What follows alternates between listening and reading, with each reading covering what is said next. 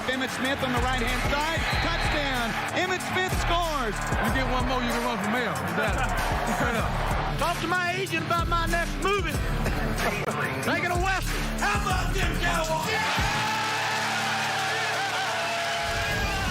Time now for the bucket list presented by KFC. Michael Robinson, David Carr back with me. Now, the Steelers and Cowboys, there's a little history here. Pittsburgh is coming in undefeated. Dallas in shambles right now. So we all have the Steelers winning this one, to be clear. But where do you see some weaknesses with the Steelers team? Emrab. Weaknesses with the Steelers team is very hard to find a weakness with the Steelers team. I mean, I think they're one of the more complete teams in the National Football League. But if I'm going to say that there's a weakness, maybe the inexperience of some of the offensive skill position guys. I mean, Chase Claypool, he's a rookie. I mean, Juju Smith-Schuster, he's the oldest guy in the wide receiver room. And he's, what, 4 years in the National Football League. So they haven't played in many big games and hadn't had many huge moments or playoff moments that they can lean on that experience a little bit later on in the season. And also, we haven't seen Ben Roethlisberger do Ben Roethlisberger things like stand in the pocket and kind of scramble out and move around and hold on to the football. Maybe that's something that he worked on so that he can stay healthy, but we haven't seen him do that. And I know as this team gets later on in the season and into the playoffs, they're going to need that playmaking ability from Ben Roethlisberger. Yeah, it makes a lot of sense. And when you say weakness, just like you said, it's hard to find one with this team. I mean, they're playing excellent football, and this is not even a shot at Mike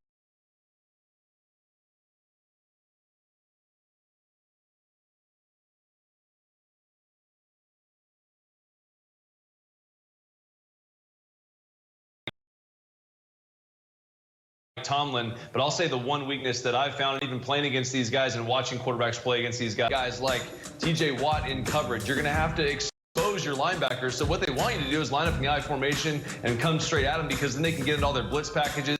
You can really challenge this secondary in that linebacking core if you can spread the field. Now, I don't know, that's easier said than done. Can the Dallas Cowboys do that right now where they're situated? Maybe not. They do have the wide receiver ability, but the quarterback is a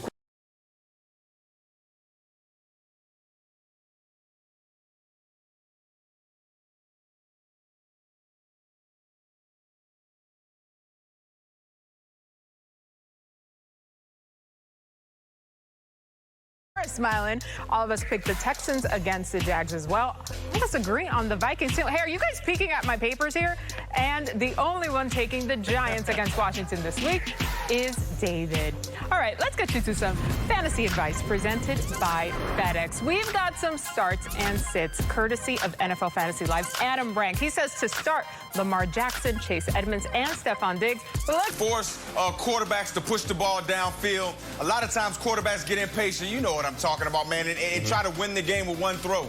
Not Drew Brees, right? He's patient enough to dink and dunk you all the way downfield, going to 10 and 12 and 13 play drives. I mean, under 10 yards, he has 103 passer rating. And then when you get up there and give him the opportunities downfield, he has 124 passer rating. So my thing is, pick your poison, David. Yeah, no, it's really difficult. It's going to be a great chess match. I think the other thing that you have to do, if you're talking about the Bucks, when you look at it, how they've gotten in a rhythm on offense is play action pass.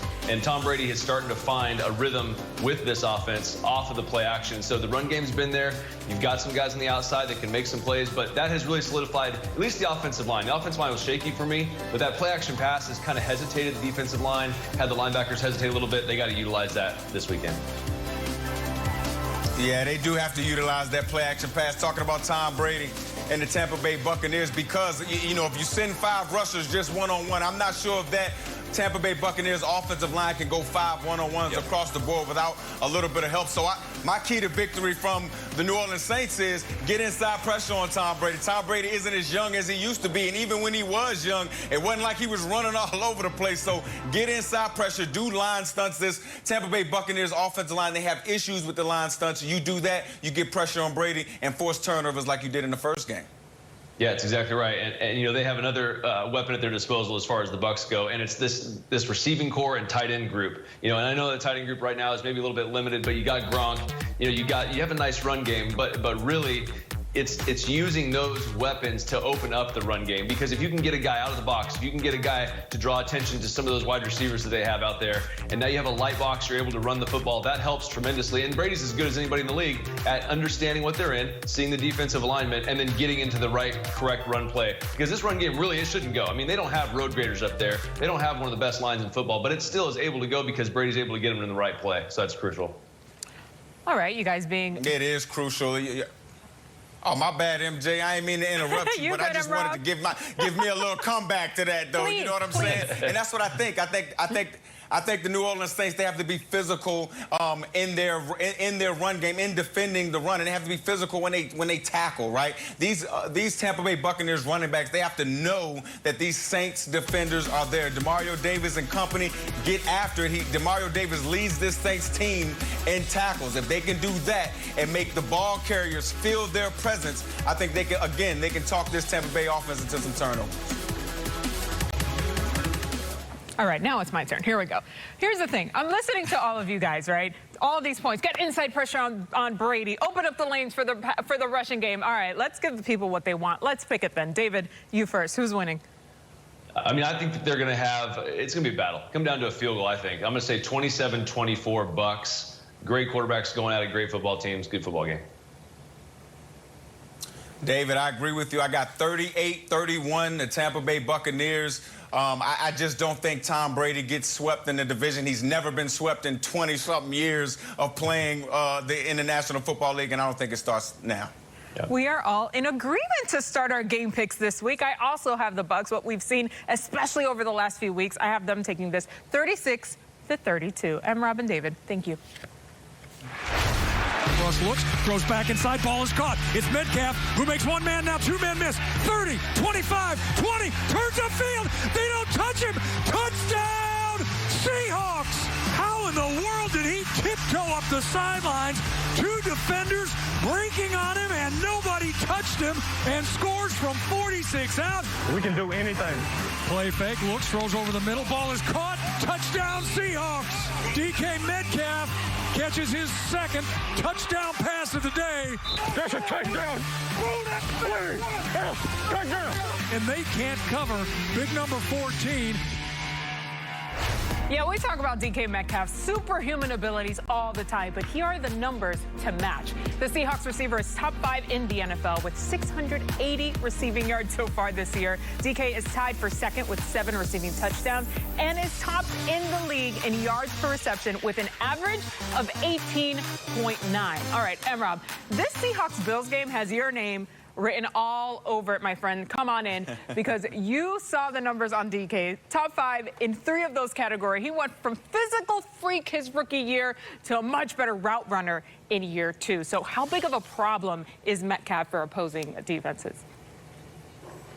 Is that a real question? How big of a problem is it? He's a huge problem for opposing defenses. I mean, how do you stop this guy? He's 6'3", 6'4", 200-something pounds, runs a sub 4.4 40, and he knows how to track the football when it's in the air. But you're right. The fact that now he's added more routes to his route tree, and Russell Wilson definitely trusts him with the ball in his hands. You look at this route right here, just a simple comeback, and he catches the football, and look how he avoids the tackle. This is what people said he could not do. And watch how he outruns the angle. Look, people aren't supposed to outrun other NFL players like this, and this kid does it week in and week out. When the ball is in the air, you just know that DK Metcalf is going to come down with it. You look at right here, a little play action fake on the goal line. He acts like he's blocking. It draws the linebackers up, and then he slips inside, uses that big body, posts the defensive back up, and makes a tremendous catch. So now you're using him in the red zone. It's not just a fade route. Now he's doing slants, he's doing little in and out routes, he's doing it all. And again, I said it before, whenever DK Metcalf figures out exactly how good he is, the NFL, you've been put on notice. That part, though, M-Rob, because last year we saw just that pure talent and size. Now he's got that football IQ, and he feels comfortable out there. It's not even fair, truly. So let's pick this one. Who you got? All right, look. So, I won a Super Bowl with Seattle Seahawks. I got to throw that out there first, and I still want to be able to go back to my second home up there in Seattle. But I got to go with Bills Mafia. Wow.